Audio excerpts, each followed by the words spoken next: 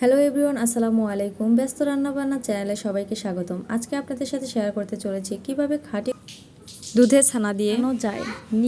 নিয়েছি ঘি, গুঁড়া দুধ আর বেকিং পাউডার। ছানাগুলো আমি ব্লেন্ডারে ব্লেন্ড করে নিয়েছি। আপনারা চাইলে হাত দিয়েও ছানাটা মথে নিতে পারেন।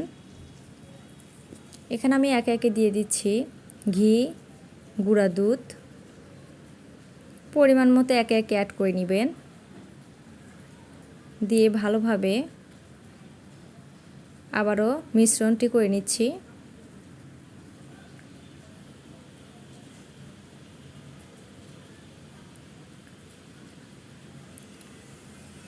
আমার গুঁড়ো দুধ সবগুলোই লাগবে, অর্থাৎ এখানে 3 টেবিল চামচ পরিমাণ গুঁড়া দুধ ছিল, দিয়ে দিলাম। লাস্ট পর্যায়ে আমি দিয়ে দিচ্ছি বেকিং পাউডার হাফ টিস্পুন,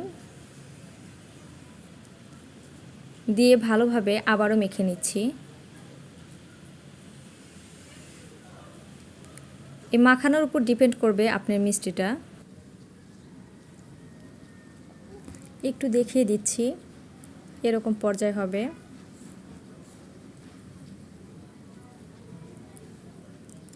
একটু মুঠো করেও দেখিয়ে দিচ্ছি আপনাদের বোঝার সুবিধার্থে। এখন আমার ডোটা একদম পারফেক্টলি হয়ে গেছে। এখন আমি 10 মিনিট রেস্টে রেখেছিলাম, ফিরে আসছি 10 মিনিট পর। এখন হাতে একটু ঘি নিয়ে মিষ্টিটা হাতের তালুর সাহায্যে গোল শেপ দিয়ে নিচ্ছি। ঠিক এইভাবে। আপনাদের বোঝার সুবিধার্থে আমি আর একটা করে দেখাচ্ছি। ঠিক এইভাবে হাতের তালুর সাহায্যে আমি মিষ্টির গোল শেপ দিয়ে নিব। এখন একে একে আমি সবগুলোই বানিয়ে নিয়েছি। এখন চুলায় চলে আসছে। এখন এখানে একটা ফ্রাই প্যান বসিয়ে দিয়েছি। এখন দিয়ে দিব পানি। 1 কাপ দিয়ে দিলাম, মনে হলো আরও একটু লাগবে, তো আরও হাফ কাপ দিলাম।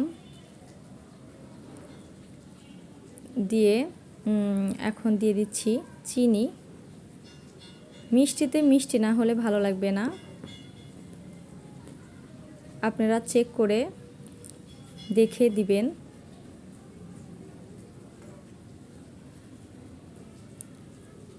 দিয়ে মিশ্রণটি ভালোভাবে নাড়াচাড়া করে মিশিয়ে নিচ্ছি। এখন দিয়ে দিয়েছি কিছু গরম মশলা, অর্থাৎ তেজপাতা, দারচিনি, এলাচ, দিয়ে ভালোভাবে মিশ্রণটি নাড়াচাড়া করে ঢেকে দিচ্ছি। ঢাকনা খুলে এই পর্যায়ে আমার বলক চলে আসছে মিষ্টি শিরাতে।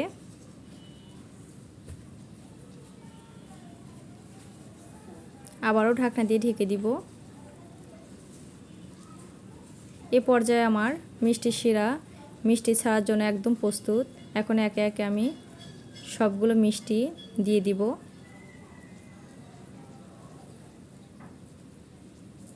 দেওয়া হয়ে গেছে।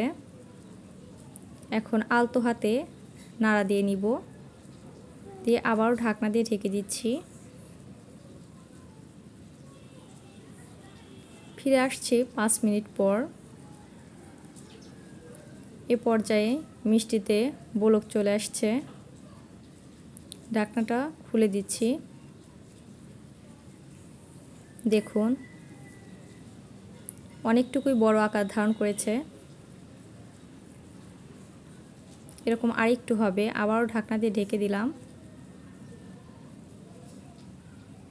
এ পর্যায়ে মিষ্টি একদম পারফেক্টলি হয়ে গেছে। যখন এত বড় আকার ধারণ করবে তখন বুঝতে হবে যে মিষ্টি আমার হয়ে গেছে। ভিডিওটা যদি একটু পরিমাণও ভালো লেগে থাকে লাইক এবং সাবস্ক্রাইব করবেন। কোনো ভুল ত্রুটি হয়ে থাকলে অবশ্যই কমেন্টসে জানাবেন। এ পর্যায়ে আমি চুলাটা নিভিয়ে দিয়েছি। এখন আমি এভাবে সারা রাত ঢাকনা দিয়ে ঢেকে রাখবো। সকালে এটা পরিবেশন করব। সকলেই ভালো থাকুন, সুস্থ থাকুন। আল্লাহ হাফেজ। আসসালামু